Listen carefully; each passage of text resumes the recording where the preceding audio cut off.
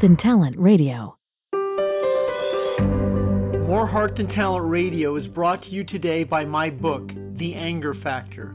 If you find yourself emotionally overwhelmed, frequently in conflict, resentful, or suffer from addictions, my book, The Anger Factor, is designed to assist you to change your finances, improve your relationships, change your health, improve your self-esteem, and so much more. Begin the process of letting go so you can finally release your tendencies to be angry or emotionally overwhelmed. To get your free copy now, go to goldenmastermind.com/anger. Releasing your negative anxieties and creating an esteem that is inspirational, being able to create an esteem that it's uplifting so that you have iconic type of energy. When you walk into a room, your objective is to be able to walk into a room in a very relaxed body, free of any anxieties about any outcomes. Unfortunately, what many people do is they have anxiety about an outcome that hasn't happened, and they attract to their reality the very situation that they seek to avoid. Now, if you are no longer the mind-body connection to the events that shape your feelings, and you are in that recovery process, and you are in a conscious state of awareness, then your esteem is the type of esteem that people magnetize to. That esteem uplifts people, it ennobles people, not enables, it ennoble, E-N-O-B-L-E, it is a word, ennoble. It ennobles people, and your magnetism is so magnetic that people feel you. In this type of energy, people come up to you and they go, are you a movie star? Are you an actor? Are you an entertainer? Are you someone of significance? And you go, no, I'm a business owner, and I'm from Tucumcari, New Mexico, and I'm freaking crushing it, dude, because that's what it means when you have that kind of iconic energy. It means that you're able to be you and your best you. And that best you, when you're your best you, that's your focus. It's a very relaxed focus. When you're in a relaxed focus, there is no focus because you are focused. When you are focused, then you don't try to focus. But when you try to focus, you get overwhelmed trying to focus because you have so many thoughts going through the neocortex of your analytical, egoic mind. As you begin to release your feelings about events that no longer serve you, now you move into a state of consciousness. That conscious awareness is what magnetizes people, situations, and new realities to your energy. And it's that type of energy that people seek. They crave it. And in that type of energy, that conscious awareness, you're transmuting from love. You're transmuting from bliss. You're transmuting from joy, reciprocity, and prosperity. And the kind of energy that you're seeking, esteem energy, esteem is love, so esteem does not recognize abandonment, does not recognize rejection. Esteem does not enter into any conflict because esteem neutralizes that. Esteem does not take on any outside influence. It does not require any force. It's not a counter force to anyone else's force because esteem is its own energy. It's like gravity. It has no definition. It has no form. It is a very relaxed presence, and you live in that presence, then your relatives, people in your circle of influence are not able to influence you or persuade you into any conflict, any drama, or any chaos because you're able to easily and effortlessly neutralize that by being in a very relaxed body. And I was explaining to someone today who was telling me how she performs her best under pressure. That is a misnomer. You perform your best in a relaxed body. When you wait till the very last minute to pull it off, you create a neurochemical high, a cardio cocktail that you begin to live on. Your brain creates that oxytocin, that cortisol. It creates that dopamine that come together that form that low high, that dull high that you get, I pulled it off. Your objective is not to pull it off. Your objective is to be your best. And in being your best, you focus on the discipline, the inner game of life. That inner game becomes the zen. It becomes the yin and the yang. There is no try when you're being because you're not doing, you're being. There's a difference between doing. It's not what you're doing, it's who you're being because what you be is what you end up doing. And it's that be-do that allows you to also collect, receive. And as you begin to collect and receive, then you're not so overwhelmed about outcomes that haven't happened. And in that type of energy, you become magnetic. And that magnetic energy becomes a attractor factor. That attractor factor creates on-command synchronistic events without you trying. The parking space is available to you. The person you're looking for shows up. The soulmate, the twin flame arrives because you are ready. And when you are no longer getting ready to be ready, you are ready. You are in a ready state. It means you're always ready, able to adapt and adjust to situations. When you are esteem, you're able to respond frequently. You respond effortlessly. When you're focused on being confident and competent, confidence requires rewards and recognition. And confidence is a component of esteem, but esteem does not require confidence because esteem is esteem. Confidence requires its own energy. Confidence requires the medal. It requires the win. Esteem doesn't win or lose because esteem is esteem. Esteem doesn't win or lose. Esteem doesn't focus on rewards, yet it creates the rewards because it's not a focused energy.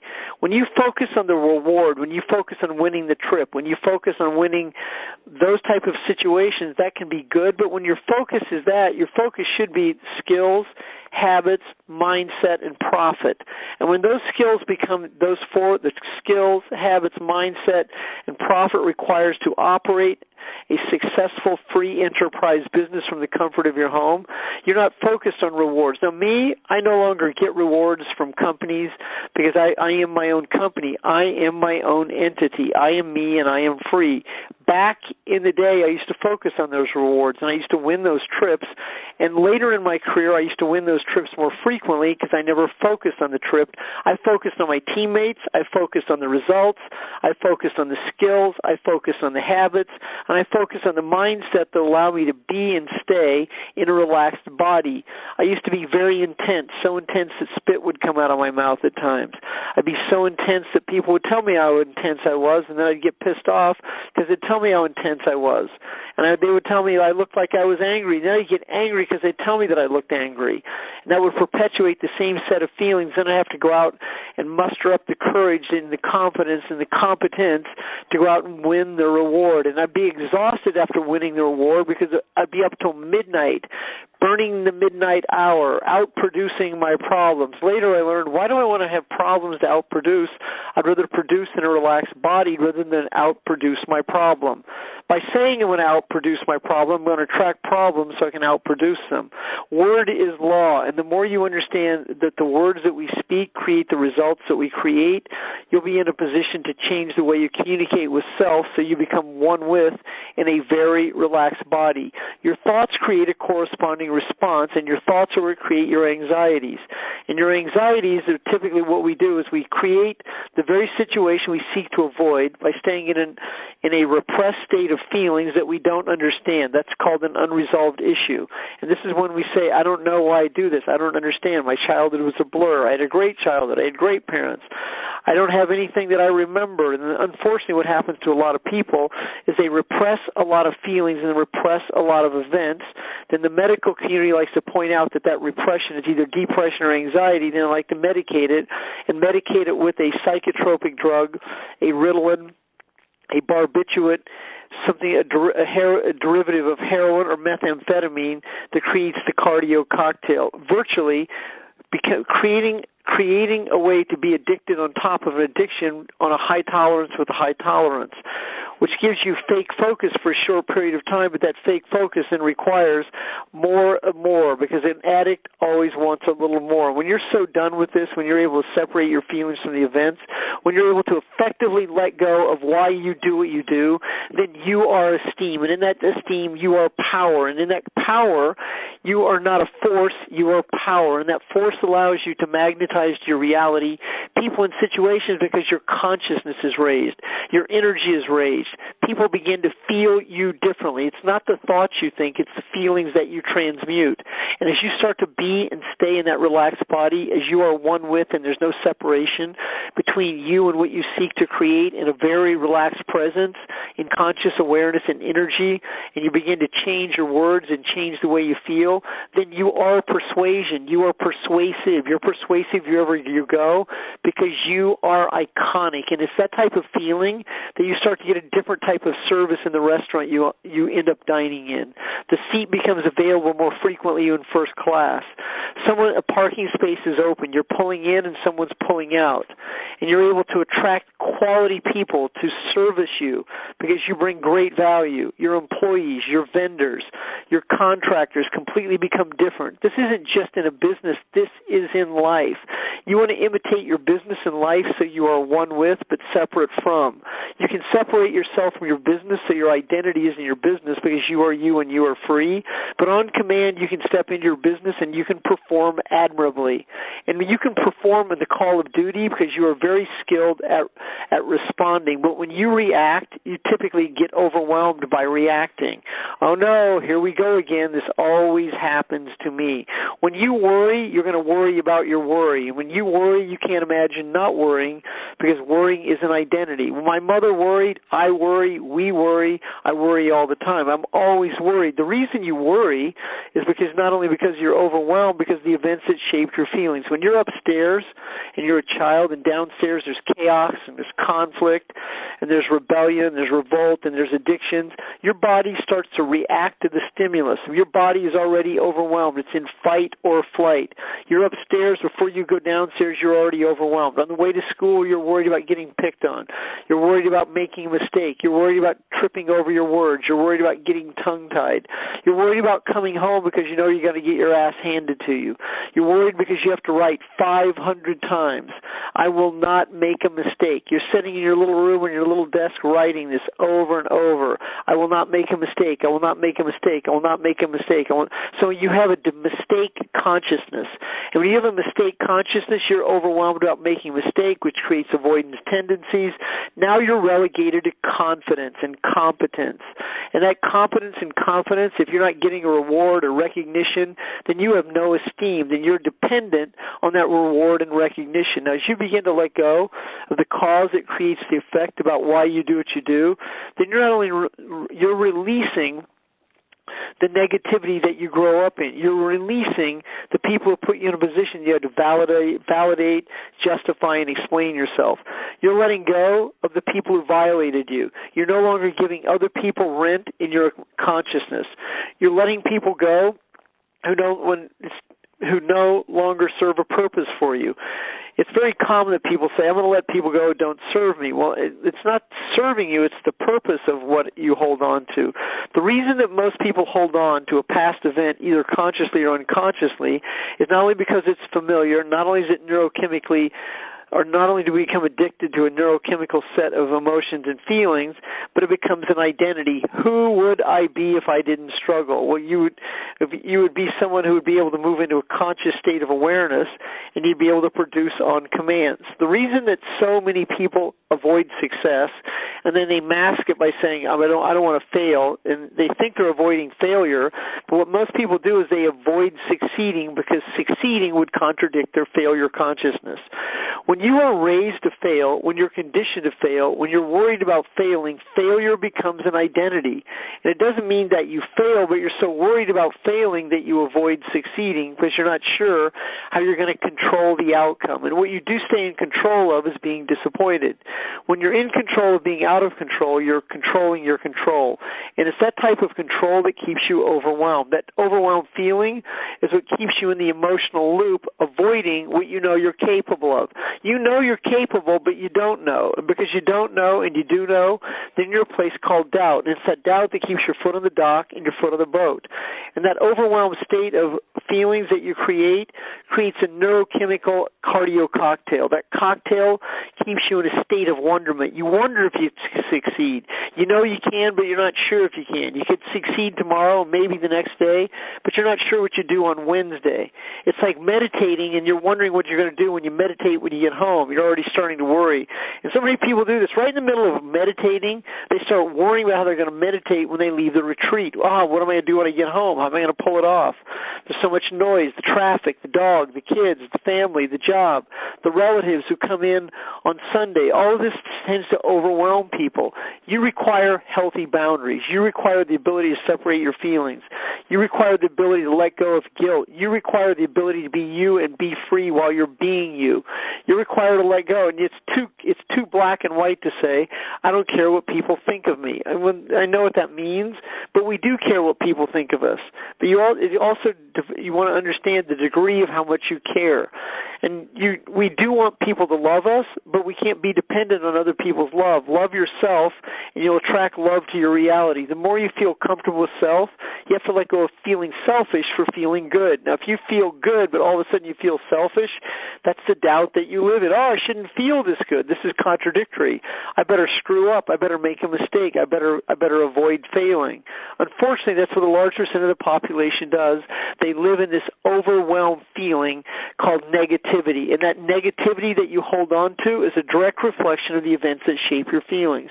Now, as you begin to create a relaxed self-esteem, a positive self-esteem, a consciously aware self-esteem, as you start to create esteem, as you start to have regard for self, that is what esteem means, as you start to feel better about self, as you start to let go of your anxieties about outcomes, as you're no longer a chronic stuffer, a chronic debtor, a chronic complainer, a chronic avoider, a chronic under-earner, a chronic underachiever. As you begin to let go, yes, I know some of you are going, oh my God, he's breaking this down. As you are no longer the mind-body connection to these events that shape these anxieties, then you are virtually raising your consciousness. That conscious awareness is a transmutation of love. That transmutation of love also transmutes into joy, bliss, and a very relaxed body. And it's in that brainwave state that you can access alpha and delta, and you can rest on command. You can sleep less and rest more. It's a deeper level of relaxation. And in that state, you wake up in a different level of esteem. You're not tired. You're not overwhelmed. You're not worried. You don't wake up late. You're able to. It's not waking up early. You wake up on command. And it's that type of command in that relaxed body that you can say, I'm going to wake up at 5 without an alarm clock, because you don't worry about the alarm not going off. The minute you start worrying about oversleeping, you've already created the very situation you sought to avoid. This is when you start to understand that words are power and words are law. And the more you understand the cause that creates the effect of why you do what you do, that is a direct reflection of the events. It's the events that shape the feeling that creates the neurological network of neurons that wire and fire that creates your anxiety. And as you're no longer the mind-body connection to those events, you're able to separate your feelings easily and effortlessly. There is no how do I. It's not a how do I overcome this? I don't understand. When you stay in that emotionally addicted state, you'll speak like that. But when you are so done with it, when you are ready to move into a place called recovery, when you're able to let go, separate your feelings from events, letting go is a skill. When you master the skill of letting go, then you're in a very relaxed state called respond. When you can respond on command, you can adapt and adjust. So when someone says, this sounds good, but I don't have the money, you're able to easily say, if you did have the money, would you join? Because you're not out-thinking your thinking. You're not worried about failing. You're not trying not to make a mistake. You're not mistake consciousness. You're commitment consciousness. And in that level of commitment, you're able to ask other people if they see the value. Can you commit? Are you in a position to change the quality of your life? Do you see a bigger picture? If money weren't an issue, what would you do with the time? If the value is great enough, does the cost matter? You're able to ask these questions in a very relaxed body. But when you worry about your worry and you worry about the outcome, then you are the outcome that you are creating. And it's that very outcome that you create that fulfills your disappointment, which then relegates you to reading books, listening to CDs, podcast downloads, studying, and spending a lot of time avoiding results. Results are what create your business. Your business is for profit. Now, there's this misnomer that you're there to help people. In context, yes, and you're not there to serve people. You're there to deliver service and value. When you can distinguish that distinction, then you'll put more effort and more energy into creating an outcome that's conducive for your clients and you yourself. And you won't feel selfish about focusing on self and clients in the same sentence structure. But when you're conditioned to be guilty, when you're conditioned to live in shame, when you live in the lowest level of energy called apathy, and you actually have this high where you, oh my God, I'm going to crush it, but then you bottom out in a place called apathy, in a place called loathing, then that relegates you to going up the down staircase frequently. And that's what keeps so many people, they can't maintain a position. They can't maintain a rank. They can't maintain a job. They can't maintain a business because they're always worried about an outcome that hasn't happened, when you're able to easily and effortlessly let go, when you're able to separate feelings from events, when you are you and you are free, you're free of your mind, you're free of the past, you're free of your perpetrators, violators, and the people who no longer you rent space to, when you're able to separate your feelings from an outcome that you're chronically worried about, when you focus on you, focus on learning the skills, focus on the inner game, when you're in a relaxed focus, you're not relying on hocus pocus to be in focus. I am focus. Focus is an energy. Focus is esteem, a very relaxed focus. And you're not trying to focus, you are focused, because focus doesn't respond to try. Focus is focus. It is. That's what it is. How do I focus? It's not how do I, it's why aren't you? How do I get self-esteem? Esteem isn't something you get. Esteem is a state you are. It's either you are or aren't. It becomes, in a gray world, it's black and white. You either love yourself or you don't. I think I'll try to love myself today. Well, you're going to be outside of the glass. You'll be looking at what it would like to be you over there. But when you are you, then there's no looking at you, because then you don't exhaust yourself trying to figure out who you are, because you know who you are, because you are you and you are free. It's that esteem that has no shape, it has no form, it has no definition. You don't have to explain it. You are. You walk into a room and you don't have to go, hey, I have esteem. Someone noticed me. Well, that's not how it operates. It's like you walk into a room and the table is there. You walk into the room and they go, Maitre D goes, we just had a cancellation. Are you looking for a table? And you go, absolutely. And you waltz right over there, baby, and you sit right down. You go to the parking lot, car pulls out, and you pull right in. That's how it's supposed to be. That's by design. Now, when you begin to live this type of iconic, energetic, emotional, consciously aware state, then other like-minded success seekers seem to find you frequently, not miraculously. It's not a miracle. It's an energy called synchronicity. It can be explained by science. The brain operates at a transmitter and a receiver. In a relaxed state of consciousness, you think a thought, and the thought you think is favorable, and someone else who's favoring you feels your favorability, and that favorability and favor is what it is, because you have a favor for someone, and they show up because they feel you. And as you go, I was just thinking of you. Well, that will happen frequently as you learn to live in the law of attraction, and you begin to understand the science of that attraction. The law of attraction is the spirituality of it, but the science is what's known. But when it's unknown, now you're relegated to luck, and I would rather be great than lucky, and luck is when opportunity meets preparation. As you begin to be and stay in a very relaxed body, then you are you and you are free. It's your thoughts that shape your esteem. Negative thinking patterns is an all or nothing. It's a black and white world with no shades or grays. Overgeneralizing and living in absolute. It's the always never syndrome. This always happens to me. This never happens to me. When you blame others for your feelings, then you attract your reality, people and situations to fulfill your feelings. And if you can't find someone to be in conflict with, many people do, is they're in conflict with self by self-criticism and self-blame. This always happens to me. I'm the elephant in the room syndrome. I walk into a room and I do not know what to say. I hope no one comes up to me, and I don't know how to act. When you take situations personally, and unfortunately so many people do this, meaning that they're sensitive and defensive. When you're sensitive and defensive, you're going to attract a perpetrator to fulfill your feelings, so you can say, see, that always happens to me. It's the lip over the lip syndrome. You put that bottom lip over the top lip, and you brood and pout. Unfortunately, a large percent of society does this, and this takes them down to a very low energy called apathy. When you rely on your emotions to interpret your reality, that's what many people do. So when you're angry, that's your reality, and you're going to find people to fulfill those feelings. This always happens to me. Emotions have a corresponding response. What does that mean? It means that any emotion that you're in, whether it's love, joy, bliss, or whether it's anger, hate, resentment, guilt, shame, abandonment, rejection, overwhelmed feelings, grief, or apathy, any of these emotions have a corresponding energy that has a bounce back effect. When you stay in an emotion in a long period of time that's called anxiety, well, you will chronically, consistently attract people and situations to fulfill your feelings, so you can justify being disappointed, so you can justify not succeeding because you're avoiding failing. When you're consciously aware, when you know why you do what you do, when you're able to separate feelings from events, when you're able to, in metacognition, understand how you understand, when you think how you think and know what you think, in that state of awareness, then you are separating yourself from anxiety, fear, and doubt. You are virtually elevating your consciousness.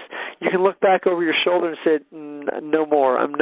That energy don't live here anymore. When you're able to detach in peace, there's a difference between detaching in anger and detaching in peace. When you say, I'm never talking to that person again, or you can say, I forgive that person for what they did, and I no longer am going to surround myself in that circle of influence. It's a completely different energy. You learn to detach diplomatically. You detach from love. You detach with forgiveness. You detach with gratitude. When you detach in that type of energy, that's conscious awareness. But when you detach with anger, hate, resentment, I'm never talking to that jerk again. I'm just going to cut them off. I'm going to block them from my life.